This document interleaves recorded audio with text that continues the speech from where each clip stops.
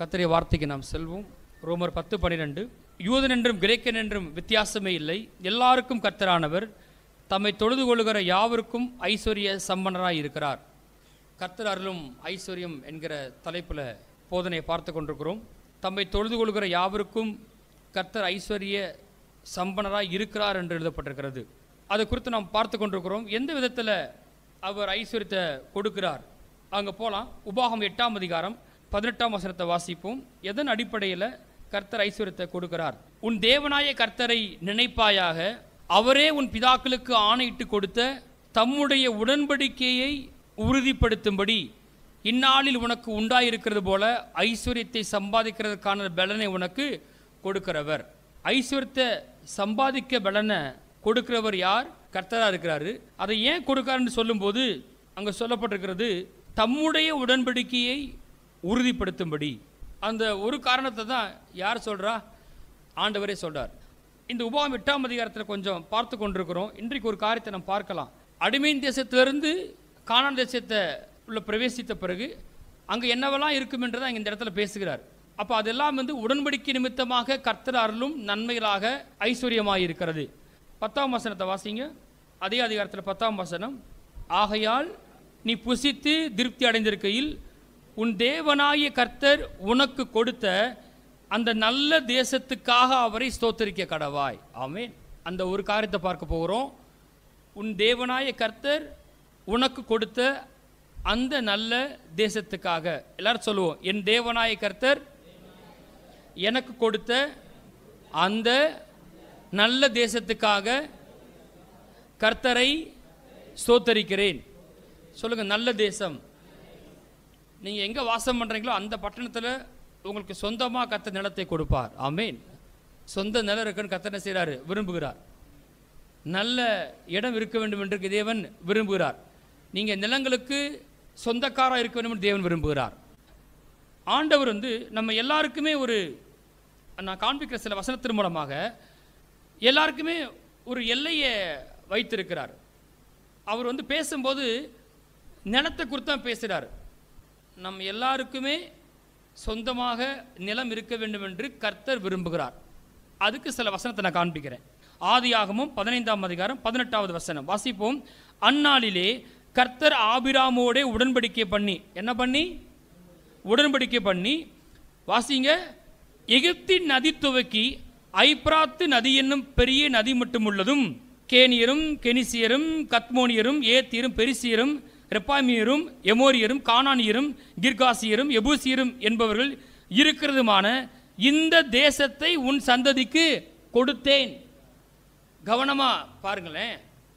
எனக்கு சொந்தமாக நிலம் இருக்க வேண்டும் என்று கர்த்தர் விரும்புகிறார். சரியா? அந்த ஒரே ஒரு விசுவாசத்தை இந்த காலவேளை கர்த்தர் நமக்குள்ள வைப்பாராக. கர்த்தர் ஆபிரகாமுக்கு உடன்படிக்கை பண்றார். உடன்படிக்கைன்றது ஸ்பிரிச்சுவலான ஒன்று. பலி செலுத்தப்படுகிறது, ரத்தம் சிந்தப்படுது, கர்த்தர் பேச ஆரம்பிக்கிறார். அப்போ அந்த உடன்படிக்கையில் என்ன பேசான்னு ரொம்ப ரொம்ப முக்கியம். ஆபிரகாம்கிட்ட கொடுக்கறதுக்கு ஒன்றுமே கிடையாது. கர்த்தர் தான் ஆபிரகாம் கொடுக்கிறாரு. கர்த்தர் தான் ஆபிரகாம்கிட்ட உடன்படிக்கை பண்ணுறாரு. இவர் சில காரியங்களை செய்வேன் என்று வாக்கு பண்ணுகிறார்.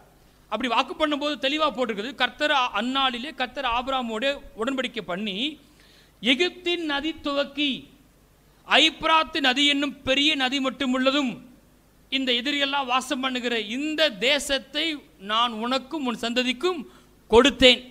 அந்த உடன்படிக்கைக்குள்ள கர்த்தர் பேசும்போது என்ன பேசுறாரு? ஒரு தேசத்தை குறித்து பேசுகிறார். இந்த தேசத்தை உனக்கு நான் தருவேன். அப்புறம் உனக்கு ஒண்ணுமே வேணாம், நீங்க சும்மாவே இரு, நீ ஒரு பரதேசி அப்படின்னு சொல்ல, நீ ஒரு சன்னியாசின்னு சொல்லல, நீ உன் இனத்தையும் உன் தேசத்தை விட்டு புறப்பட்டு நான் உனக்கு காண்பிக்கும் தேசத்துக்கு போ அப்படி சொன்னாரு.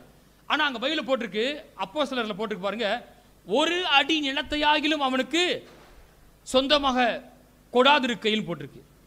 ஒரு அடி நிலம் கூட ஆபிரகாமுக்கு என்ன இல்லை? சொந்தமா இல்லை. எடுத்துக்க. அப்போஸ்தலர் 7ஆம் அதிகாரத்தில் 2ஆம் வசனத்தை வாசிக்கிறேன். அதற்கு அவன் ஸ்தேவான் பேசுறாருங்க. சகோதரரே, பிதாக்களே கேளுங்கள். நம்முடைய பிதாவாகிய ஆபிரகாம் காரானூரிலே குடியிருக்கிறதுக்கு முன்னமே மெசொப்பொத்தாமியா நாட்டில் இருக்கும்போது மகிமையின் தேவன் அவனுக்கு தரிசனமாகி, நீ உன் தேசத்தையும் உன் இனத்தையும் விட்டு புறப்பட்டு நான் உனக்கு காண்பிக்கும் தேசத்துக்கு வா என்றார். அப்படி புறப்பட்டு வர்றாரு. 5ஆம் வசனத்தை வாசிங்க. இதிலே ஒரு அடி நிலத்தை ஆகிலும் அவனுடைய கையாட்சிக்கு கொடாமல் இருக்கையில் அவனுக்கு பிள்ளை இல்லாதிருக்கும் போது உனக்கும் உனக்கு பின்வரும் உன் சந்ததிக்கும் இதை சுதந்திரமாக தருவேன் என்று அவனுக்கு வாக்குத்தத்தம் பண்ணினார். Price the Lord. வான் கூப்பிடுறாரு. ஆனா அந்த தேசத்துல ஒரு அடி நிலம் கூட ஆபிரகாமுக்கு சொந்தமா இல்லை, பிள்ளை கூட இல்லை. ஆனா ஆண்டவர் என்ன கொடுத்தாரு? வாக்குத்தத்தம் கொடுத்தாரு. ஒரு அடி நிலமும் சொந்தம் இல்லை, பிள்ளையும் இல்லை. ஆனா என்ன கொடுத்தாரு? உனக்கும் உனக்கு பின்வரும் உன் சந்ததிக்கும் இந்த தேசத்தை என்றென்றைக்கும் சுதந்திரமாக தருவேன் என்று ஆபிரகாமுக்கு வாக்குத்தத்தம் பண்ணினார். முதல்ல என்ன என்ன கொடுத்தார் ஆண்டவர்? வாக்குத்தத்தம் தான் கொடுத்தார். எத்தனை பேர் வாக்குத்தத்தத்தை பெருசா என்றீங்க? வீடு இல்லை, ஆனா வீடை கட்டுவேன்னு வாக்குத்தத்தம் கொடுக்கிறாரு. பிள்ளை இல்லை, பிள்ளையை தருவேன்னு வாக்குத்தத்தம் கொடுக்கிறாரு. முதல்ல எது வருது? ஒரு அடி நிலம் சொந்தம் இல்லை, ஆனா தேசமே சொந்தமாக போகிறது. சாதாரணமாக எடுத்துடாதீங்க. இன்னைக்கு எதுக்கு பிரச்சனை போய்கிட்டு இருக்கு தெரியுமில்ல உலகத்துல? இன்னைக்கு எதுக்கு பிரச்சனை போகுது உலகத்து நாடுகள் மத்தியில்? இடத்துக்கு தான் பிரச்சனை போய்கிட்டு இருக்கு. அது தேவன் கொடுத்த சொத்து, அது தேவன் கொடுத்த சுதந்திரம். இன்னைக்கு மட்டும் இல்லை, பைபிள் முழுவதும் நீங்க பாருங்க. யோசபாத் சம்பவத்தில் அந்த தேசத்தை எதிரிகள் வந்து எடுத்துட்டு போக பார்ப்பாங்க. 3 ராஜாக்கள் வருவாங்க.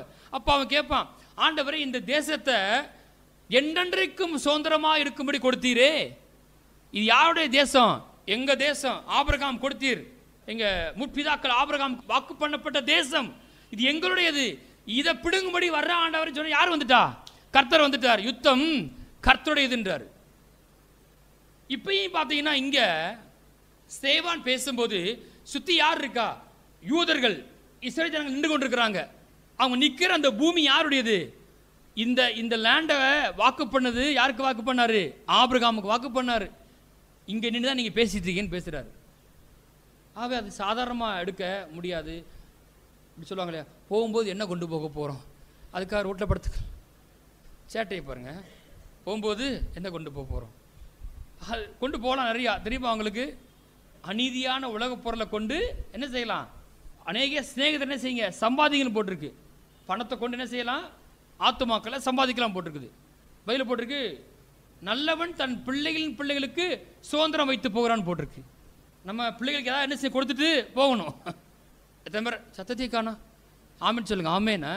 நாம கண்டிப்பாக நம்ம பிள்ளைகளுக்கு ஏதாவது கொடுக்க வேண்டும். நாம தான் கொடுத்துட்டு போகணும். பைபிள் படி அதான் கரெக்டு. பிள்ளை நமக்கு தரணும் இல்லை, நாம தான் பிள்ளைகளுக்கு கொடுக்கணும். அப்போ அது முக்கியம் தானே. அந்த சுதந்திரம் ரொம்ப முக்கியம்.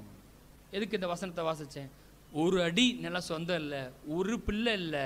ஆனால் ஆண்டவர் சொல்றாரு, இந்த தேசத்தையே நான் உனக்கும் உனக்கு பின்வரும் உன் சந்ததிக்கும் சுதந்திரமாக தருவேன். அப்படி சொல்லி தான் கொண்டு போய் பிரவேசிக்க பண்ணிட்டாரு. நீ புசித்து திருப்தி அடைந்திருக்கையில் கர்த்தர் உனக்கு கொடுத்த அந்த நல்ல தேசத்துக்காக உன் தேவனாய கர்த்தரை ஸ்தோத்தரிக்க கடவாய். இது நீயா சம்பாதிச்சுக்கிட்டது கிடையாது. உன் முற்பிதாக்கள் இடத்துல ஆணையிட்டு கொடுத்த தேசம் இது. உடன்படிக்கை உறுதிப்படுத்தும்படிக்கு நீ இன்னைக்கு இந்த நல்ல தேசத்துக்குள்ள பிரவேசித்திருக்கிறாய். அப்ப நான் சொல்றேன், நமக்கும் வேதத்துல வந்து கர்த்தர் வாக்கு பண்ணியிருக்கிறாரு. அந்த வாக்கு தத்தங்கள்லாம் கிறிஸ்து இயேசுக்குள்ள ஆமென்றும் ஆமென்றும் இருக்கிறது. ஆபிரகாமுக்கு மாத்திரம் வாக்கு பண்ணல, எனக்கும் வாக்கு பண்ணியிருக்கிறார். அப்ப கண்டிப்பா என் வாழ்க்கையில கர்த்தர் உடன்படிக்கை உறுதிப்படுத்துவார். அப்படி உறுதிப்படுத்தும் போது என்னுடைய வாழ்க்கையில எனக்கு நான் வாழ்கிற பட்டணத்துல சொந்தமாக நிலம் இருக்கும். இந்நேரம் நீங்க கை தட்டி இருக்கணும். சரியா? ஓகேவா? இருக்கிற இடத்துல எனக்கு சொந்தமான நிலம் இருக்கும். ஓகே. இப்போ நான் சொல்கிற சில வசனங்கள் உங்களுக்குள்ள ஒரு விசுவாசத்தை உண்டாக்கும். நிறைய வசனத்தை பார்க்க போகிறோம். அது என்ன செய்யும்? உங்களுக்குள்ள ஒரு விசுவாசத்தை உண்டாக்கும். ஒரு நிலத்துக்கு நான் விசுவாசிக்கிறதுக்கு நமக்குள்ள விருப்பத்தை இந்த வசனங்கள்லாம் நமக்குள்ள விருப்பத்தை உண்டாக்கும், விசுவாசத்தை உண்டாக்கும். அது ஜெபமாக மாறும், அது தரிசனமாக மாறும். அப்படி தான் அதை நம்ம என்ன செய்ய போகிறோம்? பெற்றுக்கொள்ள போகிறோம். ஒருவேளை அதை நான் அடையணும், ஒரு நிலத்தை சுதந்திரிக்கணும் அப்படின்னு நான் நினைக்கிறேன். நான் ஒரு ஊழியக்காரன், கண்டிப்பாக நம்ம சபைக்குன்னு ஒரு சொந்த நிலம் வேணும், சபையை கட்ட நாளைக்கு. அப்போ நான் அதுக்கு என்ன செய்யணும்? விசுவாசிக்கணும். அப்படி யாராக இருந்தாலும் சரி விசுவாசிக்கணும். நிலத்துக்கான விசுவாசிக்கணும்னு சொன்னால் இந்த வசனங்கள்லாம் உங்களுக்கு பிரயோஜனமாக இருக்கும். அப்போ என்ன செய்யுங்க? கவனிங்க. அதை நீங்கள் உங்கள் அறிக்கையை என்ன செய்யுங்க? மாற்றுங்க. அப்படி கவனிச்சிட்டே வாங்க. சரியா? போகலாமா? நம்ம சில வசனத்தை முதல்ல சீக்கிரமாக வாசிடுவோம். அதில் ஃபுல்லாக அந்த எல்லை எல்லை எல்லைன்னு வருது. எல்லைன்னா வந்து நிலத்தை, தேசத்தை, ஒரு இடத்த குறிக்குது. வாசிக்கலாமா? யாத்ரா 23:29. தேசம் பாழாய் போகாமலும் காட்டு மிருகங்கள் உனக்கு விரதமாய் பெருகாமலும் இருக்கும்படி நான் அவர்களை ஒரே வருஷத்திற்குள்ளே உன் முன்னின்று துரத்தி விடாமல் நீ விருத்தி அடைந்து தேசத்தை சுதந்திரித்துக் கொள்ளும் வரைக்கும் அவர்களை கொஞ்சம் கொஞ்சமாய் உன் முன்னின்று துரத்தி விடுவேன். தொடர்ந்து வாசிக்கலாம். சிவந்த சமுத்திரம் தொடங்கி பெலிஸ்தரின் சமுத்திரம் வரைக்கும் வனாந்திரம் தொடங்கி நதி வரைக்கும் உன் எல்லையாயிருக்கும்படி செய்வேன். நான் அந்த தேசத்தின் குடிகளை உங்கள் கையில் ஒப்புக் கொடுப்பேன். நீ அவர்களை உன் முன்னின்று துரத்தி விடுவாய். அப்போ அங்கே ஆண்டவர் பேசுறாரு 31ஆம் வசனத்தில், சிவந்த சமுத்திரம் தொடங்கி பெலிஸ்தரின் சமுத்திரம் வரைக்கும் வனாந்திரம் தொடங்கி நதி வரைக்கும் உன் எல்லையா இருக்கும்படி செய்வேன். கர்த்தர் தெளிவாக பேசுகிறார். மீனிங்லெஸ்ஸாக பேசிட்டு இல்லை, அவர் பர்பஸாக பேசுகிறார். ஜனங்களை பார்த்து சொல்றாரு, இதெல்லாம் உங்களுடைய என்னவா இருக்க போது எல்லையா இருக்க போகிறது அப்படின்னு பேசுகிறார். வாசிப்பவங்க இப்போ யாத்திரை 34:24 வாசிங்க. நான் புறஜாதிகளை உங்கள் முன்னின்று துரத்தி விட்டு உங்கள் எல்லைகளை விஸ்தாரமாக்குவேன். போதும், உங்கள் எல்லைகளை விஸ்தாரமாக்குவேன். அங்கே போங்க, உபாகமம் 11:24. உங்கள் உள்ளங்கால் மிதிக்கும் இடமெல்லாம் உங்களுடையதாக இருக்கும். எப்படிப்பட்ட வார்த்தை பாருங்க. Praise the Lord. ஆமென். உங்கள் உள்ளங்கால் மிதிக்கும் இடமெல்லாம் உங்களுடையதாக இருக்கும். வனாந்திரத்தையும் லீபனோனையும் தொடங்கி ஐப்ராத்து நதியையும் தொடங்கி கடைசி சமுத்திரம் வரைக்கும் உங்கள் எல்லையாக இருக்கும். நீ போய் அங்கே போய் காலை வை, அது உன்னுடையதாகவும் கர்த்தர் சொல்லுகிறார். உபாகமம் 12:20 வாசிங்க. உபாகமம் 12:20. உன் தேவனாய கர்த்தர் உனக்கு சொன்னபடி உன் எல்லையை விஸ்தாரமாக்கும் போது போதும். உன் தேவனாய கர்த்தர் உனக்கு சொன்னபடி. அப்போ எல்லையை விஸ்தாரமாக்குவேன்னு சொல்றது யாரு? சொன்னது யாரு? கர்த்தர். உன் தேவனாய கர்த்தர் உனக்கு சொன்னபடி உன் எல்லையை விஸ்தாரமாக்கும் போது விஸ்தாரமாக்குவார். ஆமென். விசுவாசியின் தகப்பன் ஆபிரகாம் கூட என்ன இல்லை, ஒரு அடி நிலம் கூட சொந்தமா இல்லை. அவருக்கு என்ன இருந்தது? வாக்குத்தத்தம் மாத்திரம் தான் இருந்துச்சு. அதை நம்பி தான் அவர் என்ன பண்ணார்? அதை சுதந்தரித்தார். அப்படிதான் நமக்கும், நாம் அவரை தான் பின்பற்றோம். பாருங்க, இன்னைக்கு ஒருவேளை இந்த பட்டணத்தில் ஒரு அடி நிலம் சொந்தம் இல்லாமல் இருக்கலாம், ஆனால் ஏக்கர் கணக்கா நிலத்தை தர கர்த்தர் வல்லவராக இருக்கிறாரு. இன்னைக்கு ஒரு அடி சொந்தம் இல்லாமல் இருக்கலாம். அதனால தான் வார்த்தை ரொம்ப முக்கியம். ஆண்டவர் சொன்னாரா, அவங்க என்ன சொல்றாங்க, இவங்க என்ன சொல்றாங்க, எனக்கு முக்கியம் கிடையாது. தேவன் என்ன சொல்றார் அங்க வாசிப்போம். உபாகமம் 19ஆம் அதிகாரம் 9வது வசனம். உன் தேவனாய கர்த்தர் உன் பிதாக்களுக்கு ஆணையிட்டபடியே அவர் உன் எல்லையை விஸ்தாரமாக்கி உன் பிதாக்களுக்கு கொடுப்பேன் என்று சொன்ன தேசம் முழுவதையும் உனக்கு கொடுத்தால் போதும். கொடுத்தார். அப்படி அப்போ மறுபடியும் தேவன் பாருங்க, நிறைய வசனம் இருக்குது, நான் கொஞ்சம் தான் வாசிச்சிருக்கேன். அப்போ ஆண்டவருக்கு மனதில் அடிமீன் தேசத்துல இருந்தான், அங்கிருந்து வெளியே கொண்டு வந்தேன், வனாந்திர வழியை நடத்திட்டு போகிறேன். எதுக்கு நேராக கொண்டு போகிறேன்? கானான் தேசத்துக்கு கொண்டு போகிறேன். அந்த தேசத்தை அவங்க என்ன செய்யணும்? சுதந்திரிக்கணும். இந்த தேசம்லாம் இவங்களுக்கு என்றென்றைக்கும் சொந்தமாக இருக்க வேண்டும். அது அவர் மைண்டில் இருந்துகிட்டே இருக்குது. இல்லை சும்மா போட்டிருக்குங்க, அதெல்லாம் நீங்கள் கவனிக்காதீங்க. இல்லை அது அவர் மைண்டில் இருக்குது. இன்னும் சில காரியங்கள் அப்படி பார்க்கலாம். ஆதியாகமம் 47 6ஆம் வசனத்தை வாசிங்க. எகிப்து தேசம் உனக்கு முன்பாக இருக்கிறது. தேசத்தில் உள்ள நல்ல இடத்திலே உன் தகப்பனையும் உன் சகோதரரையும் குடியேறும்படி செய். அவர்கள் கோசே நாட்டிலே குடியிருக்கலாம். அவர்களுக்குள்ளே திறமையுள்ளவர்கள் உண்டென்று உனக்கு தெரிந்திருந்தால் அவர்களை என் ஆடு மாடுகளை விசாரிக்கிறதுக்கு தலைவராக வைக்கலாம் என்றான். யாருக்கு சொல்லலாம் தெரியலையா? பார்வோன் யோசேப்பிட்ட சொல்கிறான். கானான்லையும் எகிப்திலையும் பஞ்சம். அந்த சூழ்நிலையில் யாக்கோபின் சந்ததியார் எல்லாரும் எகிப்துக்கு வந்திருக்கிறாங்க. யோசேப்பு அறிந்து கொள்றாங்க. யோசேப்பு தன் குடும்பத்தாரை பார்வோனுக்கு அறிமுகப்படுத்துறார். அப்போ பார்வோன் சொல்றான், எகிப்து தேசம் உனக்கு முன்பாக இருக்கிறது, நீ என்ன செய், நல்ல இடத்துல உன் குடும்பத்தாரை குடியேறும்படி செய். அதனால தான் கர்த்தர் யோசேப்பை முன்பாகவே அனுப்பி அங்கே அதிபதியாக மாத்துறாரு. இன்னைக்கு அவன் சொன்னாலே போதும். பார்வோன் சொல்லிட்டான், கோசே நாடே அவங்க தான். 11ஆம் வசனம் 47:11. பார்வோன் கட்டளையிட்டபடியே யோசேப்பு தன் தகப்பனுக்கும் தன் சகோதரருக்கும் எகிப்து தேசத்திலே வாசிப்போம் நல்ல நாடாகிய ராமசேஸ் என்னும் நாட்டிலே சுதந்திரம் கொடுத்து அவர்களை குடியேற்றினான். அவன் சூஸ் பண்றான். ஆஹா, எங்க வைக்கணும் நம்ம வீட்டார குடும்பத்தார் எங்க இருக்கணும்? இந்த எகிப்திலேயே பெஸ்டான லேண்ட்ல செய்யணும், வைக்கணும். அது தெளிவாக போட்டிருக்கு. எகிப்து தேசத்திலே நல்ல நாடாகிய ராமசேஸ். நான் சொல்றேன், இந்த பட்டணத்தில் சிறந்த இடம் உங்களுக்கு கிடைக்கும் இயேசு நாமத்தினாலே. குறிப்பா போட்டிருக்கு பாருங்க, எகிப்து தேசத்திலே நல்ல நாடாகிய ராமசேஸ்ல குடியிருக்கும்படி செய்தான். தெளிவாக போட்டிருக்கு. சுதந்திரம் கொடுத்து அவர்களை குடியேற்றினான். அது அவங்களுக்கு சுதந்திரமாக என்ன செய்யப்பட்டிருக்கு? கொடுக்கப்பட்டிருக்கிறது. பஞ்சம் வந்துருச்சு உலகம் முழுவதும், சரியா?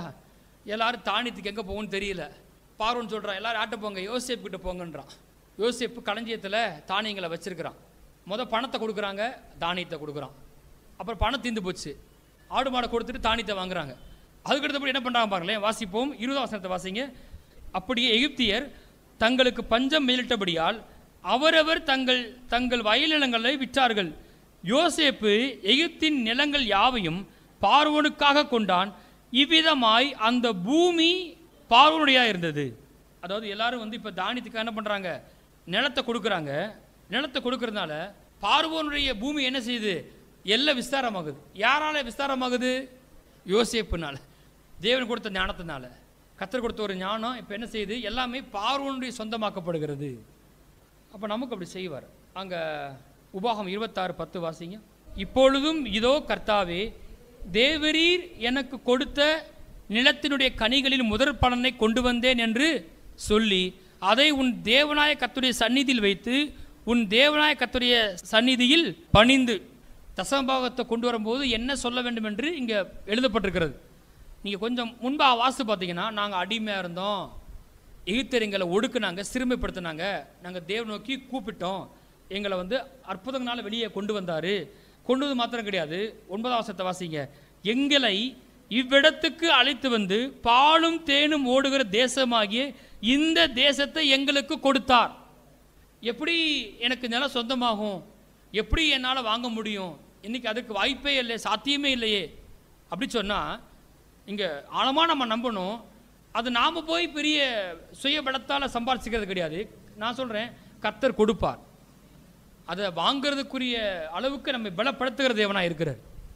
அவங்க சொல்கிறாங்க, நாங்கள் அடிமையாக இருந்தோம், ஆனால் கர்த்தர் தான் என்ன பண்ணார், எங்களை இவ்விடத்துக்கு அழைத்து வந்து பாலும் தேனும் ஓடுகிற தேசமாகி இந்த தேசத்தை எங்களுக்கு கொடுத்தார். நீங்கள் எத்தனை பேர் சொல்லுவீங்க, ஒரு நாள் நிலம் வாங்கும்போது இதை கர்த்தர் எங்களுக்கு கொடுத்தார் என்று? அப்படி சொல்கிற மாதிரி இருக்கும். பாலும் தேனும் ஓடுகிற தேசமாகிய இந்த தேசத்தை கர்த்தர் எங்களுக்கு கொடுத்தார். எல்லாரும் சொல்லுவோம், பாலும் தேனும் ஓடுகிற தேசமாகிய இந்த தேசத்தை, இந்த நிலத்தை கர்த்தர் எனக்கு கொடுத்தார், எங்களுக்கு கொடுத்தார். அப்புறம் சொல்றான், இப்பொழுதும் இதோ கர்த்தாவே, தேவரீர் எனக்கு கொடுத்த நிலத்தினுடைய முதற்கனி. யார் கொடுத்த நிலம்? யார் கொடுத்த நிலம்? தேவரீர் எனக்கு கொடுத்த நிலத்தினுடைய கனிகளின் முதற் பலனை கொண்டு வருகிறேன். திரும்ப திரும்ப அந்த அந்த வார்த்தை அழுத்தம் கொடுக்கப்படுகிறது. தேவரீர் எனக்கு கொடுத்த அப்படின்னு போட்டிருக்கு. அன்னைக்கு வாசிக்க ஆரம்பிச்சு, அவர் உனக்கு கொடுப்பதினால். திரும்ப போவோம். என்னாகும் 13ஆம் அதிகாரம் 20ஆம் வசனத்தை வாசிப்போம். நிலம் எப்படிப்பட்டது, அது வளப்பமானதோ இலப்பமானதோ என்றும் அதில் விருட்சங்கள் உண்டோ இல்லையோ என்றும் பாருங்கள். தைரியம் கொண்டிருந்து தேசத்தின் கனிகளிலே சிலவற்றை கொண்டு வாருங்கள் என்றான். அது எதுக்கான அந்த வசனத்தை வாசி அப்படின்னா, தேவன் அடிமையின் தேசத்திலிருந்து வெளியே வரும்போது வாக்கு பண்ணார், நான் உங்களை எகிப்தின் அடிமைத்தனத்திலிருந்து விடுவித்து பாலும் தேனும் ஓடுகிற நலமும் விசாலமான தேசத்தில் கொண்டு போய் சேர்ப்பேன். முதல் வாக்குத்தத்தமே அதுதான். ஒருத்தர் அடிமையாக இருந்தானா அவனை மீட்டு, அவனை ரட்சித்து, அவனை கொண்டு போய் நல்ல இடத்துல கர்த்தர் வைக்கிறார். ஆமென். சரி, அது ஈஸியாக கிடச்சிடாது. அது ஈஸியாக அது நாம தான் இப்போ என்ன செய்யணும், சுதந்திரிக்கணும். எல்லாம் தானாக பழிக்காது, எதுவுமே தானாக பழிக்காது. வாழ்க்கையில் கனவு காண வேண்டியதுதான், சில காலம் நம்ம செய்ய வேண்டியிருக்குது. அப்போ இங்கே ஆனால் ஒன்று கர்த்தர் சொல்றார், இப்போ ஒன்று பண்ணு, நீ அந்த தேசத்துக்கு வேவு பார்த்து அங்கே போய் அதை பார்த்துட்டு வாங்கன்னு சொல்லி அனுப்புகிறார் இல்லையா? அதில் ஒரு வார்த்தை போட்டிருக்கு, நிலம் எப்படிப்பட்டது, அது வளப்பமானதோ இலப்பமானதோ. அப்போ தேசம் பேசும்போது அது எதை பற்றி பேசுது? நிலத்தை பற்றி பேசுது. அந்த நிலம் எப்படிப்பட்டது, போய் என்ன செஞ்சுட்டு வா, பார்த்துட்டு வா. எத்தனை பேர் நிலம் பார்க்க போகிறீங்க? ஆமென். சும்மாவாது என்ன செய்யணும், போய் பார்க்கணும். நிலம் எப்படிப்பட்டது இல்லை சொல்லுங்க, நிலம் எப்படிப்பட்டது, அது எப்படி இருக்கும்? கண்டிப்பாக நான் சொல்கிறேன், பாலும் தேனும் ஓடுகிறதா இருக்கும். தேவன் அதை அற்புதம் அர்த்தம் சொல்ல பாருங்க. எசேக்கியேல் 20:6 வாசிங்க. நான் அவர்களை எகிப்து தேசத்திலிருந்து அழைப்பேன் என்றும் அவர்களுக்காக நான் பார்த்து வைத்ததும் பாலும் தேனும் ஓடுகிறதும் எல்லா தேசங்களின் சிங்காரமுமான தேசத்தில் அவர்களை கொண்டு வந்து விடுவேன் என்றும் அந்நாளிலே ஆணையிட்டு. நான் அவங்கள எகிப்திலிருந்து அழைப்பேன், அது மாத்திரம் கிடையாது, அவர்களுக்காக நான் பார்த்து வைத்ததும் பாலும் தேனும் ஓடுகிறதும் எல்லா தேசங்களிலும் சிங்காரமான தேசம். எல்லாரும் சொல்லுவோம், கர்த்தர் எனக்காக பார்த்து வைத்ததும் பாலும் தேனும் ஓடுகிறதும் எல்லா தேசங்களிலும் சிங்காரமான தேசமும். நான் சொல்றேன், உங்களுக்காக கர்த்தர் நிலங்களை பார்த்து வைத்திருக்கிறார். ஆமேன். போங்க யோசுவா 15ஆம் அதிகாரம், அதில் 18ஆம் வசனத்தை வாசிக்கிறேன். அவள் புறப்படுகையில், யார் அவள்? அக்சால். அவ யாரு? காலேபோட மக. திருமணமாக என்ன செய்கிறா? போறா. அப்படி புறப்படுகையில் அவள் ஒன்று யோசிக்கிறா. வாசிக்கலாமா? அவள் புறப்படுகையில், என் தகப்பனிடத்தில் ஒரு வயல்வெளியை கேட்க வேண்டும் என்று அவனிடத்தில் உத்தரவு பெற்றுக்கொண்டு கழுதையின் மேலிருந்து இறங்கினாள். காலை பார்த்து, உனக்கு என்ன வேண்டும் என்றான். எல்லாரும் வாசிப்போம் 19ஆம் வசனம். அப்பொழுது அவள், எனக்கு ஒரு ஆசீர்வாதம் தர வேண்டும், எனக்கு வறட்சியான நிலத்தை தந்தீர், நீர் பாய்ச்சலான நிலத்தையும் எனக்கு தர வேண்டும் என்றால், அப்பொழுது அவளுக்கு மேற்புறத்திலும் கீழ்ப்புறத்திலும் நீர் பாய்ச்சல் நிலங்களை கொடுத்தான். Price the Lord. நான் சொல்றேன், நம்ம அப்பாட்ட கேட்டால் அவர் கொடுப்பார் நிச்சயமா. சரியா? அவர் கேட்குறா வந்து, எனக்கு ஒரு என்ன வேணும்? எனக்கு ஒரு ஆசீர்வாதம் தர வேண்டும். சொல்லுங்க, எனக்கு ஒரு ஆசீர்வாதம் தர வேண்டும். அது என்ன ஆசீர்வாதம்? நிலன்ற ஆசீர்வாதம். வறட்சியான நிலத்தை கொடுத்துருக்கிறது. இப்போ எனக்கு என்ன வேணும்? நீர் பாய்ச்சலான நிலத்தை எனக்கு தர வேண்டும். தருவாரா? சொல்லுங்க. நீர் பாய்ச்சலான இடம், நீர் பாய்ச்சலான நிலம். ஆமேன். 2 சாமுவேல் 9ஆம் அதிகாரம் 7ஆம் வசனத்தை வாசிங்க. இது எல்லாமே இந்த நிலங்களை பற்றின சில வார்த்தைகள். 2 சாமுவேல் 9ஆம் அதிகாரம் 7வது வசனத்தை வாசிப்போம். தாவீது அவனை பார்த்து, அதாவது மேபிபோசேத்தை பார்த்து, நீ பயப்படாதே, உன் தகப்பனாகிய யோனத்தான் நிமித்தம் நான் நிச்சயமாய் உனக்கு தயவு செய்து உன் தகப்பனாகிய சவுலின் நிலங்களை எல்லாம் உனக்கு திரும்ப கொடுப்பேன். நீ என் பந்தில் நித்தம் அப்பம் புசிப்பாய். எப்போதும் நான் சொல்கிற காரியம்தான். சவுளுடைய மகன் யோனத்தான், அந்த யோனத்தானும் தாவீதும் நண்பர்கள், உடன்படிக்கை செஞ்சுருக்கிறாங்க. யோனத்தானுடைய மகன் மேவிபோசேத்து, அவன் முடவனாக இருக்கிறான். இப்போ யோனத்தானும் தாவீது உடன்படிக்கை செஞ்சதுனால தாவீது ராஜாவாகும் பொழுது பொதுவாக எதிரிகள் என்ன செய்வாங்க? சங்கரிச்சிருவாங்க எல்லாருமே வந்து. அப்போ சவுல் தான் எதிரி, எல்லாரையும் அழிச்சு போட்டுறணும். அப்படி அழிக்கலை. யோனத்தான்கிட்ட பண்ண உடன்படிக்கை நிமித்தம் சவுளுடைய சந்ததியில் வந்த யோனத்தானுடைய மகனாகிய மேவிபோசேத்துக்கு ஒரு வாக்கு பண்ணுறான், பயப்படாதே, நான் நிச்சயமாக உனக்கு தயவு செய்வேன். என்ன தயவு செய்வேன்னு கேட்டால், உன் தகப்பனுடைய சவுலின் நிலங்களை எல்லாம் உனக்கு நான் திரும்ப அளிப்பேன்றார் ஆண்டவர். சவுல் வந்து ஆதாமுக்கு அடையாளமாக இருக்கிறார், யோனத்தான் இயேசுக்கு அடையாளமாக இருக்கார், தாவீது பிதாவுக்கு அடையாளமாக இருக்கிறார், மேவிபோசேத்து நமக்கு அடையாளமாக இருக்கிறான். இப்போ அப்பா தாவீது, பிதா வந்து யோனத்தான்கிட்ட பண்ண உடன்படிக்கை நிமித்தம், இயேசுவிட்ட பண்ண உடன்படிக்கை நிமித்தம் சவுல்னால நாம் இழந்து போனோம், ஆனால் இழந்த நிலங்களை எல்லாம் திரும்ப தருவேன் என்று சொல்லுகிறார். ஆமென். அந்த ரெஸ்டோரேஷனில், அந்த மீட்புக்குள்ளே எதுவும் இருக்குது? நிலமும் இருக்குது. ஒன்றும் இல்லாமல் போகிறது இல்லை. இன்றைக்கி ஒரு அடி நிலம் சொந்தம் இல்லாமல் இருக்கலாம், ஆனால் வரும். ஆமென். தெரியாதுங்க, சர்ச்செல்லாம் பார்த்தீங்கன்னா சில ஆள்கள்லாம் ஒன்று கூட இல்லை, சாப்பிடவே கஷ்டம். அப்படி வந்தவங்க இன்றைக்கி இங்கே சொந்தமாக 2 நிலத்தை வாங்கியிருக்காங்க. இமேஜினே பண்ண முடியாது. வந்துகிட்டே இருந்தாங்க, ஆனால் இன்றைக்கி ஆண்டவர் நிலத்தை வாங்கும்படி செஞ்சுருக்கிறார். அதனால் சும்மா ஏதோ பிரசங்கம் பண்ணல, நான் சொல்கிறேன், இந்த வார்த்தையெல்லாம் கர்த்தர் நிறைவேற்றுவார். ஆமென். திரும்ப அதை வாசிக்கலாமா? அந்த 7 வாசிங்க. 7ஆம் வசனத்தை. தாவீது அவனை பார்த்து, நீ பயப்படாதே, உன் தகப்பனாகிய யோனத்தான் நிமித்தம் நான் நிச்சயமாய் உனக்கு தயவு செய்து உன் தகப்பனாகிய சவுலின் நிலங்களை எல்லாம் உனக்கு திரும்ப கொடுப்பேன். அப்போ அநேக இடங்களில் இந்த நிலங்களை குறித்து தேவன் பேசிக்கொண்டே இருக்கிறார். இன்னும் 1-2 வசனத்தை வாசிக்கலாமா? யோசுவா 1ஆம் அதிகாரத்தை எடுத்துக்கொள்ளுங்க, போங்க வேமா. 1லிருந்து வாசிப்போம். கர்த்தருடைய தாசனாகிய மோசே மரித்த பின்பு கர்த்தர் மோசேயின் ஊழியக்காரனான நூனின் குமாரன் யோசுவாவை நோக்கி. யார் மரிச்சு போயிட்டா? மோசே மரிச்சு போயிட்டாரா? ரொம்ப மூத்த ஊழியக்காரன் மரிச்சு போயிட்டாரு. இதுவரைக்கும் அவங்கள அடிமையின் தேசத்திலிருந்து இவ்வளவு தூரம் கொண்டு வந்தவர் யாரு? மோசே தான். கர்த்தர் யார்கிட்ட பேசினாரு? மோசேட்ட தான் பேசினாரு. இப்போ மோசே என்ன ஆயிட்டாரு? மரித்து போயிட்டாரு. எல்லாரும் அழுகுறாங்க உட்காந்து. ஆனால் கர்த்தர் என்ன பேசுறாருன்னு பாருங்களேன், வாசிப்போம். என் தாசனாகிய மோசே மரித்து போனான், இப்பொழுது நீயும் இந்த ஜனங்கள் எல்லாரும் எழுந்து இந்த யோர்தானை கடந்து இஸ்ரவேல் புத்திரருக்கு நான் கொடுக்கும் தேசத்துக்கு போங்கள். எல்லாமே இதுதான் நான் சொல்ல வரல, ஆனால் கொஞ்சம் சிந்திச்சு பாருங்க. அன்னைக்கு காலகட்டத்தில் நாமெல்லாம் இஸ்ரவேல் ஜனங்கள் எடுத்துக்கொள்ளுங்க, சரியா? நான் தான் யோசுவான்னு வச்சுக்குங்க பேச்சுக்கு, சரியா? ஓகேவா? மோசையை மறைச்சு போயிட்டாரு, சரியா? எல்லாரும் ஓன்னு அழுதுகிட்டு இருக்கிறோம். ஆண்டவன் சொல்றாரு, நல்லா அழுங்கப்பா, இன்னும் கதையை முடிஞ்சிருச்சு, மோசையை முடிஞ்சு எல்லாம் முடிஞ்சுன்னு சொல்லலை. திட்டமாக வந்து பேசுகிறார் ஆண்டவர். ஏன்னா அவர் ஒன்று சொல்லி அழைச்சிருக்காரு, அவர் ஒன்று வாக்கு பண்ணி அழைச்சார். நான் வந்து உங்களை அடிமையின் தேசத்திலிருந்து விடுவித்து பாலும் தேனும் ஓடுகிற தேசத்தில் கொண்டு போய் சேர்ப்பேன். சொன்னது யார்? கர்த்தர். ஊழியக்காரன் சொல்லலை. மோசையை போயிட்டாரு. போய் யோசுவா கிட்ட கர்த்தர் வந்து தெளிவாக பேசுறாரு. என் தாசனாகிய மோசே மரித்து போனான். சரி, ஓகே. இப்பொழுது எப்ப? இப்பொழுது நீ இந்த ஜனங்கள் எல்லாரும் எழுந்து யோர்தானை கடந்து இஸ்ரவேல் புத்திரருக்காக நான் கொடுக்கும் தேசத்துக்கு போங்கள். கிளம்பு, எந்திரி, முதல்ல போய் என்ன செய்யி? சுதந்திரி, அந்த தேசத்தை சுதந்திரின்றார் ஆண்டவர். வாசிப்போம் 3ஆம் வசனம். நான் மோசேக்கு சொன்னபடி உங்கள் காலடி மிதிக்கும் எவ்விடத்தையும் உங்களுக்கு கொடுத்தேன். திரும்ப திரும்ப ஞாபகம் வச்சுக்கோங்க. நாம் வந்து இந்த இஸ்ரவேல் ஜனங்கள் அவங்க போய் காலில் மிதிச்சிருந்தா போதும், அதை கர்த்தர் கொடுத்துருப்பார்.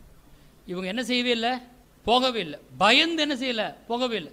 நிறைய காரணம் நம்ம வாழ்க்கையில் செய்யாத காரணம் என்னது? பயம். பாருங்க, அங்கே எதிரிகள் இருக்காங்க, அவங்க இருக்காங்க, இவங்க இருக்கான்னு போகவே மாட்டேன்ட்டானுங்க. விருப்பமே இல்லை, ஆசையே இல்லை.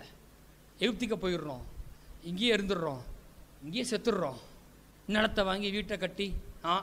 4 வனாந்தரமும் இந்த லீபனோனும் தொடங்கி ஐப்ராத்து நதியான பெரிய நதி மட்டும் இல்லை, ஏத்தேரின் தேசம் அனைத்தும் சூரியன் அஸ்தமிக்கிற திசையான பெரிய சமுத்திரம் வரைக்கும் உங்கள் எல்லையா இருக்கும். கர்த்தர் சில விஷயத்தை டிட்டர்மைன் பண்ணிட்டு தான் பேசுறாரு. இதெல்லாம் உங்க எல்லையாக இருக்க போகுது. ஆமென். யார் எடுக்க முடியாது. நான் சொல்றேன், கர்த்தர் உங்களுக்கு முன் குறித்ததை யாரும் எடுக்க முடியாது. யார் தான் போய் எடுக்கணும்? நான் தான் போகணும். இப்போ இதெல்லாம் உங்கள் எல்லையாக இருக்குன்னு சொல்லுகிறார். அப்போ திரும்ப அடுத்தெல்லாம் பேசிட்டு வர்றது அதுக்கு தான் பேசுகிறாரு. நான் மோசையோடு இருந்தது போல் உன் கூட இருப்பேன், பலம் கொண்டு திடமனதாக இரு, சத்துருக்கெல்லாம் வரதான் போகிறாங்க, ஆனால் நீ போகும் இடமெல்லாம் நான் கூட இருப்பேன்றார் கர்த்தர் பேசிட்டு வர்றார். திருப்ப வேணாம். நீங்கள் யோசுவா 19:51 வாசி பார்த்தீங்கன்னா பைபிளில் போட்டிருக்கு, முடிவில் இவ்விதமாய் அவர்கள் தேசத்தை பங்கிட்டு முடித்தாருன்னு பார்க்குறோம். கொஞ்சம் சிந்திச்சு பாருங்களேன். ஆபிரகாம்கிட்ட உடன்படிக்கை பண்ணார். அப்போதைக்கு ஆபிரகாமுக்கு ஒரு அடி நிலம் கூட சொந்தமாக இல்லை, பிள்ளையும் இல்லை. பிள்ளையும் வாக்கு பண்ணார், தேசத்தையும் வாக்கு பண்ணார். சொன்ன மாதிரியே பிள்ளையும் கொடுத்தாரு, தேசத்தையும் கொடுத்தார். இந்த தேசத்தை இவங்க என்ன பண்ணுறாங்க? சுதந்திரிக்க போய்கிட்டு இருக்கிறாங்க. ஒரு பலி அடிக்கப்பட்டு ரத்தம் சிந்தி கர்த்தர் வாக்கு பண்ணியிருக்கிறார், இது உங்களுன்னு சொல்லிட்டாரு. இவங்க வந்து எங்களுக்கு இதெல்லாம் வேணாங்க, நாங்கள் இப்படி இருந்த மாதிரி இருந்துக்கிறோங்க, நிலமாவது எல்லையாவது வீடாவது அப்படி இருந்தால் என்னன்னு யோசித்து பாருங்கண்ணே. ஆனால் யோசுவா காலத்தில் கர்த்தர் சொன்ன மாதிரியே ஒவ்வொரு தேசத்துக்குள்ளேயும் போய் அதை சுதந்திரித்து கடைசியில் போட்டிருக்கு, தேசம் யாவற்றையும் பங்கிட்டு முடித்தார்கள் பார்க்குறோம். எதற்காக தேவன் மோசேயும் யோசுவா அழைத்தாரோ அதை செய்து என்ன செஞ்சாங்க? முடித்தாங்க. யோசுவா செஞ்சு முடித்தான் பாருங்க. அப்போ என்னத்தை முடித்தான்? ஒரு தேசத்தை வாக்கு பண்ணார், அதை சுதந்திரித்து அதை பங்கிட்டு முடித்தார்கள். ஒன்றுமே இல்லாத எல்லாருக்கும் நிலம் வந்துருச்சு. இப்போ இதைத்தான் செஞ்சு முடிச்சிருக்கான். அதுதான் பைபிள். அப்போ அற்பமாக நினைக்கக்கூடாது. கண்டிப்பாக கர்த்தர் எனக்கு நான் வாசம் பண்ணுகிற பட்டணத்தில் சொந்த நிலத்தை தருவார். ஆமேன். அதை நான் என்ன செய்யணும்? விசுவாசிக்கணும். சில காரியங்களை சொல்லி நான் முடிக்கிறேன். ஒரு 5 காரியத்தை பேச போகிறேன். சுதந்திரிக்கிறதுக்கு நான் என்ன செய்யறது மாத்திரம் பேசி முடிப்போம். சில பேர் இப்படி யோசிப்பாங்க, பைபிளில் போட்டிருக்குல்ல, மத்தேயு 8:20 போட்டிருக்கு, நரிகளுக்கும் ஆகாயத்து பறவைகளுக்கும் கூடு இருக்குது, மனுஷகுமாரனுக்கும் தலை சாய்க்க இடமில்லை. அப்போ சொல்லுவாங்க, ஆண்டவரே படுக்க இடம் இல்லாமல் உங்களுக்கு வீடு கேட்குதா அப்படின்ற மாதிரி நம்மளே திருப்பி விடுவானுங்க. அது எதுக்கு சொன்னார் அப்படின்னா, சிந்திச்சு பார்க்கணும். வீதியெல்லாம் சுத்த பொண்ணு இருக்கிற அந்த பரலோகத்தை விட்டுட்டு இயேசு இந்த பூமியில் வனாந்திரத்தில் போய் ஜெபம் பண்ணார். எங்கே படுத்து கிடந்தார்? கற்பாறை மேலே படுத்து கிடந்தார். யார் தெரியுமா? தேவன் எனக்காக ஊராக போய் என்ன செய்யணும்? சுவிசேஷத்தை சொல்லறதுக்காக வந்திருக்காரு. அதை சொல்றாரே தவிர இதெல்லாம் வேணாம்னு என்ன செய்யலை, சொல்லலை. இன்னும் சொல்லப்போனால் நரிகளுக்கும் ஆகாயத்து பறவைகளுக்கு கூட என்ன இருக்குது? ஆகாயத்து பறவைகளுக்கு என்ன இருக்குது? கூடு இருக்குது. அப்போ நமக்கு கூடு வேணுமா வேணாமா? அப்போ கண்டிப்பாக வீடு வேணுங்க. கரெக்டாக ஆகாயத்து பறவைகளுக்கு கூடு இருக்குன்னா நான் அவைகளை பார்க்கலும் விசேஷித்தவன் இல்லையா? எனக்கு வீடு இருக்கக்கூடாதா என்ன? எனக்கு நிலம் இருக்கக்கூடாதா என்ன? தருவேன் கர்த்தரே வாக்கு பண்ணியிருக்கிறார். தேவனுக்கு பிரியமாக அவரை முதலாவது வைத்து வாழ்கிற ஒரு வாழ்க்கை முறை எல்லாம் கூட கொடுக்கப்படும். ஆமென். எப்படி நம்ம நிலத்தை சுதந்திரிக்கலாம் அப்படின்னு சில காரியத்தை நான் காண்பித்து நான் முடிக்கிறேன். பார்க்கலாமா? நம்ம கரெக்டாக 5 காரியத்தை போதிக்க போகிறேன். முதலாவது, எப்படி நாம் அதை சுதந்திரிக்கிறோம் அப்படின்னு பார்த்தா, நிலத்தை எப்படி சுதந்திரிக்கலாம்? எப்படி 3 கடைசி வசனம் வாசிங்க. 19 ஆதலால் அவிசுவாசத்தினாலே அவர்கள் அதில் பிரவேசிக்க கூடாமற் போனால் என்று பார்க்கிறோம். தெரியும், ஒரு சந்ததிக்கு முதற் சந்ததியார் பிரவேசிக்கவே இல்லை. ஆனால் தேவன் அவங்களுக்கு என்ன கொடுத்திருந்தாரு? வாக்குத்தத்தம் கொடுத்திருந்தாரு. ஆனால் அவங்க பிரவேசிக்கல. ஏன் பிரவேசிக்கல அப்படின்னு சொன்னால் ஒரே ஒரு காரணம் தான், அவிசுவாசத்தினாலே அவர்கள் அந்த தேசத்தில் பிரவேசிக்க கூடாமற் போனால் என்று பார்க்கிறோம். முதல்ல கர்த்தருக்கு ஒரு வாக்குத்தத்தம் கொடுத்தாரு, அதை என்ன செய்யணும்? விசுவாசிக்கணும். ஆமாம், நான் நம்புகிறேன், இந்த வார்த்தையை நான் நம்புகிறேன், என்ன செய்யணும்? விசுவாசிக்கணும். அங்கே கீழே பார்த்தீங்கன்னா 2ஆம் வசனத்தை வாசிப்போம். ஏனெனில் சுவிசேஷம் அவர்களுக்கு அறிவிக்கப்பட்டது போல நமக்கும் அறிவிக்கப்பட்டது. கேட்டவர்கள் விசுவாசம் இல்லாமல் கேட்டபடினால் அவர்கள் கேட்ட வசனம் அவர்களுக்கு பிரயோஜனப்படவில்லை. அவங்க எப்படி கேட்குறாங்க? விசுவாசம் இல்லாமல் கேட்குறாங்க. நாம் அதில் மிக்ஸ் பண்ணணும். இன்னைக்கு சாத்தியம் இல்லை தான். அது ஆபிரகாம் பிள்ளையை குறித்து பேசும்போது, நம்புகிறதுக்கு ஏதுவில்லாதிருந்தும் நம்பிக்கையோட விசுவாசித்தான். ஒரு பிள்ளை கூட இல்லை, ஆனால் அநேக ஜாதிகளுக்கு தகப்பனாவேன் என்பதை நம்புகிறதுக்கு ஏது இல்லாதிருந்தும் நம்பிக்கையோட விசுவாசித்தான். என்ன இருந்துச்சு ஆபிரகாம் கிட்ட? ஒண்ணுமே இல்லை. 2 ஒன்று கர்த்தர் சொன்ன வாக்குத்தத்தம். அந்த வாக்குத்தத்தத்தை நிறைவேற்ற கர்த்தர் உண்மையுள்ளவர், வாக்குத்தத்தம் பண்ணினவர் உண்மையிலர் என்பதை எண்ணி அவன் கையில் இருந்தது என்னென்னது வாக்குத்தத்தமும் அதை கர்த்தர் நிச்சயம் என்ன செய்வார்? நிறைவேற்றுவார். அவர் உண்மையுள்ளவர், வாக்குத்தத்தம் பண்ணினவர் உண்மையுள்ளவர். நம்புகிறதுக்கு எதுவே இல்லை பாஸ்டர், என் வாழ்க்கையெல்லாம் அன்றைக்கி நான் வாடகை வீட்டில் இருக்கிறேன், நான் ஒரு நிலத்தை வாங்கி வீட்டை கட்டுவான்றதுக்கு யோசித்து கூட பார்க்க முடியாது நீங்கள் சொல்லலாம். நம்புகிறதுக்கு ஏதுவே இல்லை. எத்தனை பேர் நம்பிக்கையோடு விசுவாசிக்கிறீங்க? விசுவாசிக்கிறவங்க என்ன செய்வாங்க தெரியுமா? 14:7 வாசிப்போம். இஸ்ரவேல் புத்திரரின் சமஸ்த சபையையும் யாவையும் நோக்கி, நாங்கள் போய் சுற்றி பார்த்து சோதித்த தேசம் மகா நல்ல தேசம். முதல்ல இப்படி பேச ஆரம்பிக்கிறேன். எத்தனை பேர் இந்த மாதிரி பேச போகிறீங்க? இவனுங்க புல்லாம் வேணாம், நாங்கள் போயிடுறோம், நாங்கள் செத்துடுறோம், இதான் பேச்சு, இதே தான் பேச்சு. அப்போ என்ன செய்யலை? விசுவாசிக்கவே இல்லை. ஆனால் இவங்க சொல்கிறாங்க, யோசுவாவும் காலேபும், கர்த்தர் கொடுத்த தேசம் மகா நல்ல தேசம். வாசிப்போம். கர்த்தர் நம்மேல் பிரியமா இருந்தால், பிரியமா இருக்கிறாரா? பிரியமா இருக்கிறார். பிரியமா இருக்கிறபடினால அந்த தேசத்திலே நம்மை கொண்டு போய் பாலும் தேனும் ஓடுகிற அந்த தேசத்தை நமக்கு கொடுப்பார். எப்படி பேசுறாங்க? தருவாரு. அதான் மறுபடியும் அவர் உனக்கு கொடுப்பதினால், என் தேவன் கொடுத்த அந்த நிலத்தினுடைய, தேவரீ எனக்கு கொடுத்த நிலத்தினுடைய பலனின் முதற்கனின்னு பேசுறாங்க. அவங்க தெளிவாக நம்புறாங்க. சொல்லிட்டு தூங்கலை. யோசுவா காலை போய் யுத்தம் பண்ண போகணும், அது வேற விஷயம். விசுவாசம் இல்லாமல் போய் யுத்தம் பண்ணால் யார் வரப்போகிற? கர்த்தர் வரப்போகிறது இல்லை. சோதனைக்கு யார் பலன் தர்றா? கர்த்தர் தான் தர்றாரு. ஆனால் பேச்சு எப்படி இருக்குன்னு பார்த்தீங்கன்னா, கர்த்தரை மேலே பிரியமாக இருக்காரு, கலகம் பண்ணாதீங்க, தடைகள்லாம் வரத்தான் செய்யுது, உண்மைதான், தடை வராமல் கிடையாது. அவர்கள் நமக்கு இரையாவார்கள். கர்த்தர் நம்ம கூட இருக்கிறாரு, நம்ம மேலே பிரியமாக இருக்காரு. கண்டிப்பாக அந்த தேசத்துக்கு மேலே கொண்டு போய் சேர்த்து அந்த பாலும் தேனும் ஓடுகிற தேசத்தை நமக்கு கொடுப்பார். அப்போ முதல் விஷயம், கர்த்தர் சொன்ன வாக்குத்தத்தத்தை நான் என்ன செய்யணும்? விசுவாசிக்கணும். அங்கே போங்க. 2வது காரியம் 1 நாளாகும் 4:10. யாபேஸ் தன் சகோதரரை பார்க்கிலும் கனம் பெற்றவனாக இருந்தான். முதல்ல அப்படி கிடையாது. அவன் யாருன்னு பாருங்களேன். அவன் தாய், நான் துக்கத்தோடே அவனை பெற்றேன் என்று சொல்லி அவனுக்கு யாபேஸ் என்று பெயரிட்டான். யாபேஸ்னா என்ன அர்த்தம்? துக்கம்னு அர்த்தம். பேரே துக்கம்னு யாராவது வைப்பாங்களா? இவ்வளோ மோசமா? ஆனால் அவனுக்குள்ள ஒரு விருப்பம், அந்த விருப்பம் தான் ஜபமாக மாறுது. யாபேஸ் இஸ்ரவேலின் தேவனை நோக்கி, தேவரீர் என்னை ஆசீர்வதித்து என் எல்லையை பெரிதாக்கி உமது கரம் என்னோடு இருந்து தீங்கு என்னை துக்கப்படுத்தாதபடிக்கு அதற்கு என்னை விலக்கி காத்தரும் என்று வேண்டிக் கொண்டான். அவன் வேண்டிக் கொண்டதே தேவன் அருளினார். யாபேஸ் எல்லாரும் என்ன சில கணயனம் பண்ணுறாங்க. ஆனால் அதன் மத்தியில் அவன் ஒரு காரியத்தை விருப்பப்பட்டு ஆசைப்பட்டு ஜெபிக்க ஆரம்பிக்கிறான். சரி, என் சூழ்நிலை எப்படி இருந்தாலும் பரவாயில்ல, என்னுடைய வரலாறு, என்னுடைய ஹிஸ்ட்ரி எப்படி இருந்தாலும் பரவாயில்ல, தேவரீர் என்னை ஆசீர்வதித்து. அவன் கேட்குற முதல் பிளஸிங், என்னை ஆசீர்வதித்து என்ன தரணும்னு கேட்குறான். அவனுக்கு நல்லா தெரியுது, இந்த உலகத்தில் ஒரு ஊழியமோ ஒரு குடும்பமோ நம்முடைய இன்ஃப்ராஸ்ட்ரக்சர் என்ன செஞ்சுருக்கணும்? பெருகி இருக்கணும். அது ஒரு வெளிப்பாடு. நம்ம கட்டடத்தை தூக்கிட்டு போகிறது கிடையாது. அது எனக்கு நல்லா தெரியுது, அது எனக்கு நல்லா புரியுது. நம்ம அதை பற்றி பேசலை. ஆனால் இந்த உலகத்தில் அது ரொம்ப அவசியம். தெளிவாக ஜெபிக்கிறான், விருப்பம் கொள்கிறான். எல்லாரும் துக்கம்னு சொன்னால் கூட அவன் சொல்கிறான், தேவரீர் என்னை ஆசீர்வதித்து என் எல்லையை பெரிதாக்கி உமது கரம் என்னோடு இருந்து தீங்கு என்னை துக்கப்படுத்தாதபடி என்னை காத்துக்கொள்ளும் என்று வேண்டிக் கொண்டான். அவன் வேண்டிக் கொண்டதை தேவன் அருளினார். Price the Lord. எல்லாம் சொல்லுங்க, நான் வேண்டிக் கொள்வதை தேவன் எனக்கு அருள்வார். வேண்டிக் கொள்ளலன்னா ஒன்றுமே கிடைக்காது. சரியா?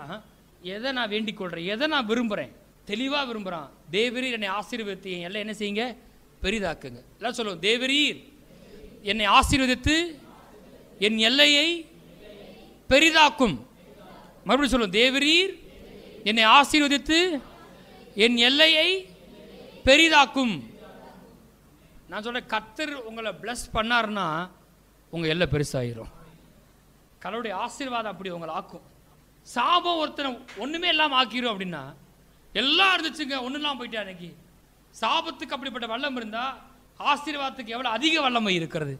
ஒரு ஒன்றும் இல்லாத மனுஷனை, சொந்தம் ஒரு அடி நிலம் கூட சொந்தம் இல்லாத மனுஷனை ஏக்கர் கணக்காக நிலம் மாற்ற முடியுமாமே. ரூத் கத்தரை சார்ந்து கொண்டு வந்தவ பொறுக்க போகிறான், ஆனால் அந்த நிலத்துக்கு சொந்தக்காரியாக மாறுறா. அப்போ முதல் காரியம் விசுவாசம், நான் விசுவாசிக்கிறேன்.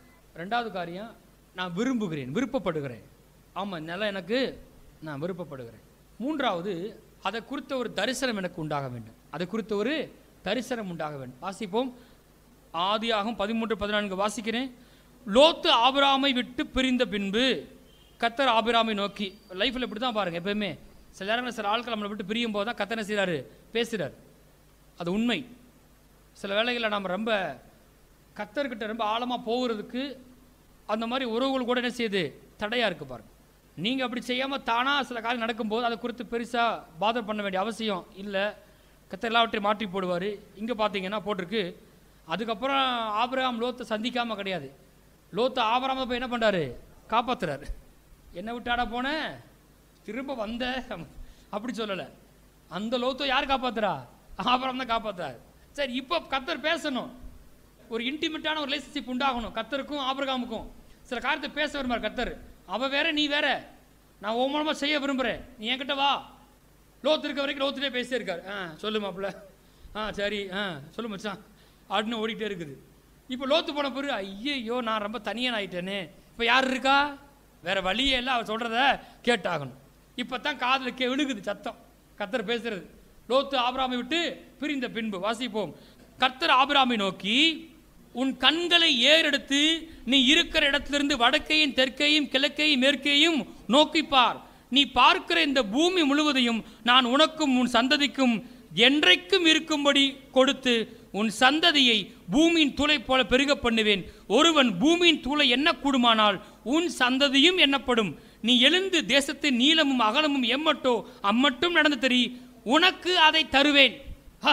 அவர் சொல்ற ரெண்டுமே ஆபிரகாம்கிட்ட இல்லை, பிள்ளையும் இல்லை, லேண்டும் இல்லை. ஆனால் ஆண்டவர் பேச எப்படி சொல்றாரு, சில காரியங்களை பேசுறாரு. உன் கண்களை ஏறெடுத்து பாரு, லிஃப்ட் அப் யுவர் ஐஸ். உன் கண்களை கொஞ்சம் உள்ளான பார்வை கொஞ்சம் என்ன செய்ய மாத்து. காண்கிறதையே பார்க்காத, காணக்கூடாதது இந்த வார்த்தையுடைய என்ன செய்ய கொஞ்சம் பாரு. கண்களை ஏறெடுத்து பாரு. இன்னைக்கு நீ கீழே கிடக்கலாம், மேலாக இருக்கிற மாதிரி பாரு. வாளா இருக்கலாம், தலையா இருப்பதை போல பாரு. வசனத்தின்படி ஒன்ன பாரு. முதல் விஷயம், உள்ள கண்களை எடுத்து என்ன செய்யணும், பார்க்கணும். நான் பார்க்கலன்னா என் வாழ்க்கை மாற போறதே கிடையாது. உள்ள என்ன பார்க்கணும் ரொம்ப ரொம்ப முக்கியம். உன் கண்களை ஏறெடுத்து நீ இருக்கிற இடத்துல இருந்து வேற ஒண்ணுமே செய்ய வேணாம். நீ இருக்கிற நல்லாவே தெரியுது எனக்கு, ஆனா அங்க இருந்து நீ என்ன செய்ய பாரு. நீ இருக்கிற இடத்துல இருந்து வடக்கையும் தெற்கையும் மேற்கையும் கிழக்கையும் என்ன செய்ய நோக்கி பார். ஒன்று, உன் கண்களை ஏறெடுத்து பாரு. ரெண்டாவது, நீ இருக்கிற இடத்துல இருந்து என்ன செய்ய பாரு. மூணாவது, என்ன செய்ய நோக்கி பார். இப்போ தெளிவாக சொல்றாரு, இது ரொம்ப முக்கியம் ஆபிரகாம். இப்போ நீ பார்க்கிற இந்த பூமி முழுவதையும் நான் உனக்கு தருவேன். நீ எதை பெற்றுக்கொள்வ, நீ எதை பார்க்குறியோ அதை பெற்றுக்கொள்வ. நீ பார்க்கலன்னா அதை பெற்றுக்கொள்ள முடியாது. எத்தனை பேர் பார்க்குறீங்க, நல்ல வீட்டை பார்க்குறீங்களா? ஆமேன், கண்டிப்பாக கட்டுவோம். நல்ல தரிசனங்க, அது கெட்ட தரிசனம் கிடையாது, நல்ல தரிசனம். நல்ல வாகனத்தை வாங்கும், நல்ல தரிசனம் அது இருக்கணும். அது மாதிரி எனக்கு தரிசனம் இருக்குது. எங்களுக்கு எப்படி இப்படிலாம் ஊழியத்தை செய்யணும் தரிசனம் இருக்குது. இப்படிலாம் செய்யணும், இப்படிலாம் ஜனங்கள் வரணும், இலைப்பாறுதலாக வந்து வசனத்தை ஜனங்கள் கேட்கணும், அதுக்குரிய வசதிகளாக இருக்குன்னு எனக்குள்ள பார்வை இருக்குது. எனக்குள்ள அந்த பார்வையே வரலாம், அது உண்டாக போகிறதே கிடையாது. எல்லாரும் சேர்ந்து தேசத்துக்காக ஜெபிக்கணும், பல காரியங்கள் இருக்குது. சிறு பிள்ளைகள் ஊழியங்களை எப்படி இப்படிலாம் சிறுமம் செய்யணும், பல காரியங்கள் உள்ளே இருக்குது, பார்க்க முடியுது. அப்போ ஆண்டு சொல்ற, நீ எதை பார்க்குறியோ அதை அவனுக்கு நான் செய்வேன், தருவேன். நீ உள்ளுக்குள்ளே இருக்கிறதையே பார்த்துக்கிட்டு இருந்தா, காண்கிறதையே பார்த்துக்கிட்டு இருந்தால் மாற போகிறது கிடையாது. எத்தனை பேர் கர்த்தருடைய வார்த்தையின்படி பார்க்க போகிறீங்க? பிரைஸ் தி லார்ட், ஆமென். எப்படி பாஸ்டர் பார்க்குறது? ஒன்றுமே இல்லை. நம்ம வாழ்க்கையில் இருக்க எல்லா பிரச்சனைக்கும் பதில் எங்கே போட்டிருக்கு? பைபிளில் போட்டிருக்கு. அதை பார்த்தா போதும். அது வாழ்வின் எந்த பகுதியாக இருந்தாலும் சரி. பார்த்தா மாத்திரம் பத்தாது. வாசிப்போம் 17. நீ எழுந்து தேசத்தின் நீளமும் அகலமும் எம்மட்டோ அம்மட்டும் நடந்து திரி, உனக்கு அதை தருவேன். எழுந்து நடந்து திரி. பாருங்க, ஒரு பிரசங்கர் ஆண்ட்ரூ மக்கள் ஒரு பிரசங்கர் இருக்கார் பாருங்க. அவர் பாஸ்டர் கிடையாது. நான் சொன்ன மாதிரி அவர் ஒரு டீச்சர். நிறைய புத்தகங்கள் எழுதியிருக்கிறாரு, நிறைய செய்திகளை இந்த உலகத்துக்கு கொடுத்துருக்கிறாரு. நிறைய இடங்களில் பைபிள் காலேஜ் ஸ்டார்ட் பண்ணியிருக்கிறாரு. யூஎஸில் இருக்குது. அங்கே நிலத்தை வாங்கி பைபிள் காலேஜ் கட்டணும், ஒரு இடத்த ஒரு பில்டிங் கட்டணும் அப்படின்னா தேவைப்படுது பாருங்கள். பல பேர் வந்து தங்கி படிக்கணும்னா என்ன வேணும்? நிலம் வேணும், கட்டப்படணும். சும்மா மரத்தோரம் உட்காந்து படிச்சுட்டு போங்க சொல்ல முடியுமா? பெரிய காரியம் செய்யப்படணும். அவர் சொல்கிறாரு, தங்களுடைய பங்காளர் இருப்பாங்க, நிறைய பேர் இருப்பாங்க, அவங்கள சுற்றி இருப்பாங்க. அவங்கள்ட்ட இன்ஃபார்ம் பண்ணுவாங்க, கர்த்தர் என்கிட்ட இப்படி சொல்லியிருக்காரு அப்படி சொல்லுவாங்க. அவங்க உடனே சரி இப்படி பண்ணலாம் அப்படி சொல்லுவாங்க. இது வந்து பைபிள் படி மெத்தட் தான், தப்பு கிடையாது. பிலிப்பியர்லேயே போட்டிருக்குது. பிலிப்பு பட்டணத்தார் வந்து பவுலுக்கு வந்து பங்காளராக இருந்தாங்க பாருங்க. அவங்க வந்து அவங்கள பார்த்தா சொல்லுவார், என் தேவன் தம்முடைய மகிமையின் ஐசத்தின்படி உங்களுக்கு குறையெல்லாம் கிறிஸ்தியஸுக்குள்ள நிறைய வாக்கான்னு சொல்லுவார். அது யாருக்குரியதுன்னா, யாரெல்லாம் ஊழியத்தில் பங்காளராக இருக்கிறாங்களோ, ஒரு அழைக்கப்பட்டவன் செய்கிற காரியத்தில் யாரெல்லாம் அந்த கிருபையில் பங்குலராக இருக்கிறாங்களோ, அந்த ஊழியத்தில் பங்கா இருக்கும்போது அந்த மனுஷனுக்கு கிருபையில் பங்கா இருக்கிறாங்க. அவங்க வந்து அப்படி பேசும்போது சொல்கிறாரு, கர்த்தர் சில காரியத்தை காண்பிச்சாராம். அதை எடுத்துகிட்டே போய் எல்லாத்தையும் சொல்லலையாம், இதுக்கு இவ்வளோ பணம் ஆகும் அது ஆகும் அப்படிலாம் பேசலையாம். அவர் சொல்கிறார், நான் முதல்ல என்ன பண்ணேன், அந்த இடத்துக்கு போனேன். அந்த இடத்துக்கு போய் நடந்து பார்த்தாராம். இங்கே தான் பெரிய ஹால் இருக்குது, அங்கே டோரே இருக்காது, ஆனால் டோருக்கு போய் டோரை திறப்பாரான். இங்கே தான் இங்கே ஒரு ரூம் இருக்குது, இங்கே தான் ஸ்டெப்ஸ் இருக்குது. அவர் என்ன சொல்கிறாரு, முதல்ல நான் வெளியே சொல்கிறதுக்கு முன்பா அது முதல்ல எங்கே வரணும்? எனக்குள்ளே வரணும். நான் மற்றவங்க சொல்லி பணம் சேகரிக்கிற அப்புறம் இருக்கட்டும், அவங்க விதைக்கிற அப்புறம் இருக்கட்டும், முதல்ல தரிசனம் யாருக்கு வரணும்? அந்த பாஸ்டருக்கு வரணும். பணம் அப்புறம் வரும், ப்ரொவிஷன். தரிசனம் இருந்தால் ப்ரொவிஷன் வந்துடும். முதல்ல என்ன வேணும்? தரிசனம் வேணும். உள்ளுக்குள்ள என்ன தரிசனம் இருக்குது உனக்கு? உனக்கு இவ்வளோ பணம் வேணும், கோடி பணம் வேணும், உனக்கு முதல்ல என்ன தரிசனம் இருக்குது? கர்த்தரை போய் நம்ம கேட்குறோம், ஆண்டே ஒரு கோடி கொடுங்க. என்னப்பா பண்ண போகிற ஒரு கோடி வச்சு? முதல்ல உனக்கு வேண்டியது ஒரு கோடி கிடையாது, உனக்கு முதல்ல என்ன வேணும்? தரிசனம் வேணும். தரிசனம் பார்க்குறாரு, உள்ள பார்க்குறது மாத்திரம் எழுந்து ஃபெய்த்தில் நடந்து பார்க்குறாரு. நீங்கள் எத்தனை பேர் நிலத்தை பார்க்க போகிறீங்க? ஆமேன். எத்தனை பேர் முதல்ல வீடு மாடலை பார்க்க போகிறீங்க? ஆமேன். பிரைஸ் எல்லாம் எத்தனை பேர் அதை குறித்து பேச போகிறீங்க வீட்டில்? ஆமேன். யோசுவா மாதிரி சபையை நோக்கி பேசுறாரு, கொடுப்பார். பயப்படுறாங்க எல்லாரும். 12 பேரில் 10 பேர் லட்சம் பேரை கெடுத்துட்டான். சுற்றி எதிர்முறையான பேச்சு தான். ஆனால் இவன் தைரியமாக சொல்கிறான், பயப்படாத, கொடுப்பார். 2 பேர் தான். கொடுப்பார் கொடுப்பார் கொடுப்பார் கொடுப்பார் கொடுப்பார். அவங்க தான் பெற்றுக்கொண்டாங்க. இன்னைக்கு காண்கிறதையே வச்சு தொழிலோட நிலையை, ஊழியத்தின் நிலையை, குடும்பத்தின் நிலையை பண்ணக்கூடாது. காணக்கூடாததை பார்க்கணும், இன்விசிபிளான விஷயத்தை பார்க்கணும். எங்கே பார்க்குறேன்னு கேட்டால் கர்த்தருடைய வார்த்தையின் வழியாக பார்க்கணும். இது வழியாக நீங்கள் பிள்ளைகளை பார்க்கலாம். ஆமேன். இது வழியாக நீங்கள் வீடை பார்க்கலாம், நிலத்தை பார்க்கலாம், ஊழியத்தை பார்க்கலாம், எதிர்காலத்தை பார்க்கலாம். 3 காரியம் சொன்னேன். விசுவாசத்தின் மூலமாக, விருப்பத்தின் மூலமாக, தரிசனத்தின் மூலமாக. என்ன 2 காரியம்? வாசிங்க மார்க்கு 10:29. அதற்கு இயேசு பிரதித்திரமாக, என் நிமித்தமாகவும் சுவிசேஷத்தின் நிமித்தமாகவும் வீட்டையாவது, சகோதரரையாவது, சகோதரிகளையாவது, தகப்பனையாவது, தாயையாவது, மனைவியாவது, பிள்ளைகளையாவது, சத்தமாக வாசிங்க, நிலங்களையாவது விட்டவன் எவனும் இப்பொழுது இம்மையிலே துன்பங்களோடு கூட 100 தரையாக வீடுகளையும், சகோதரரையும், சகோதரிகளையும், தாய்களையும், பிள்ளைகளையும், நிலங்களையும், மறுமையில் நித்திய ஜீவனையும் அடைவான் என்று மெய்யாகவே உங்களுக்கு சொல்லுகிறேன். அப்போ எத்தனை பேர் இயேசுவின் நிமித்தமாக, சுவிசேஷத்தின் நிமித்தமாக விதைக்கிறீங்க? நான் சொல்ல, கண்டிப்பாக நிலத்தை வாங்க கத்தவங்களுக்கு பலன் அளிப்பார். ஆமேன். கனெக்ட் பண்ணுவார் பாருங்க. என் நிமித்தமாக எதையா நீ விட்டுட்டியா? எதை விட்டால் 100 மடங்கு திரும்ப வரும் உங்களில். ஒருவேளை நிலத்தையே விதைக்கிறியா, திரும்ப 100 மடங்கு வரும். ஆமேன். யார் சொல்கிற என்று மெய்யாகவே உங்களுக்கு சொல்லுகிறேன். நீங்கள் சபைக்கு ஆரம்பத்தில் வரும்போது நீங்கள் பணத்தை செலவழித்து வர்ற மாதிரி இருக்கும், அது ஒரு விதை. நான் சொல்கிறேன், பெருகி திரும்ப உங்கள் இடத்துல வரும் இயேசு நாமத்தினால. முதலாவது தேவன் ராஜ்யத்தை தேடுங்கள், அப்பொழுது இவைகளாம் உங்களுக்கு கூட கொடுக்கப்படும். எதிர்பாராத சமயத்தில் போய் உங்கள்கிட்ட வரும், இந்த நிலத்தை நீங்கள் வாங்கிக்கோங்க, இந்த வீட்டை நீங்கள் வாங்கிக்கோங்க, வந்து ஆட் ஆகும் பாருங்கள். நீங்கள் வந்து அந்த சமயத்தை உங்களுக்கு வழியும் திறக்கும். கடைசியாக ஜெபம். 1 இப்போதும் கர்த்தர் உனக்கு ஒரு வீட்டை கட்டுவார் என்பதை உனக்கு அறிவிக்கிறேன். நாத்தான் தீர்க்கதரிசி மூலமாக தாவீதிட்ட சொல்லப்படுகிறது. கேது மர வீட்டில் இருக்கிறேன், ஆலயம் கட்டணும் அப்படி சொன்னவொடனே, கட்ட வேண்டாம், குமாரன் சாலமோன் கட்டுவான், நீ ரத்தம் சிந்தி இருக்கிற, ஆனாலும் பரவாயில்ல, உன் விருப்பம் நல்ல விருப்பம்தான், இப்போவும் கர்த்தர் சொல்றாரு, கர்த்தர் உனக்கு ஒரு வீட்டை கட்டுவார் அப்படின்னு சொல்லிட்டு உன் சந்ததியில் என்னெல்லாம் நடக்க போகுதுன்னு பேசுகிறார். அப்படி பேசும்போது இந்த வார்த்தையெல்லாம் அவனுக்கு சொல்லப்படுகிறது. 15 வாசிங்க. நாத்தான் இந்த எல்லா வார்த்தைகளின் படியையும் இந்த எல்லா தரிசனத்தின் படியையும் தாவீதுக்கு சொன்னான். நாத்தான் சும்மா சொல்லல, கர்த்தருடைய வார்த்தை எப்படி சொல்றான், கர்த்தர் உனக்கு ஒரு வீட்டை கட்டுவார் எப்படி சொல்றான்.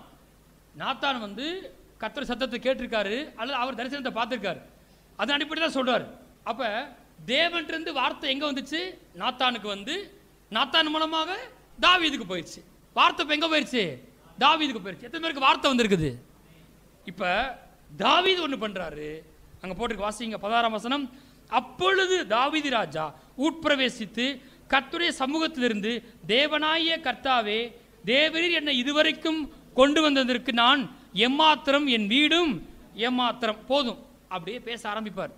9 அடியாருடைய வீடு என்னென்றைக்கும் ஆஸ்வதிக்கப்பட்டிருப்பதாக, என் வீட்டை குறித்து வெகு தூரத்தை செய்தி சொன்னீரே அப்படிலாம் பேசிட்டு வரும்போது கடைசியாக சொல்றாரு, இப்போவும் கூட வீடு கட்டுவேன்னு சொன்னீரே அப்படின்னு பேசிட்டு 23 வாசிங்க. இப்போதும் கர்த்தாவே, தேவரீர் அடியானையும் அவன் வீட்டையும் குறித்து சொன்ன வார்த்தை என்றென்றைக்கும் நிலைவரப்பட்டிருப்பதாக, தேவரீ சொன்னபடியே செய்தரணும். அவ்வளோதான், முடிஞ்சு போச்சு. அவர் என்ன பண்ணாரு, கடவுள்கிட்ட ஒரு வார்த்தை வந்துச்சுன்னா அந்த வார்த்தை எடுத்துட்டு போய் என்ன பண்றாரு, கர்த்தர்ட்டே சொல்ல ஜெபிக்கிறார்.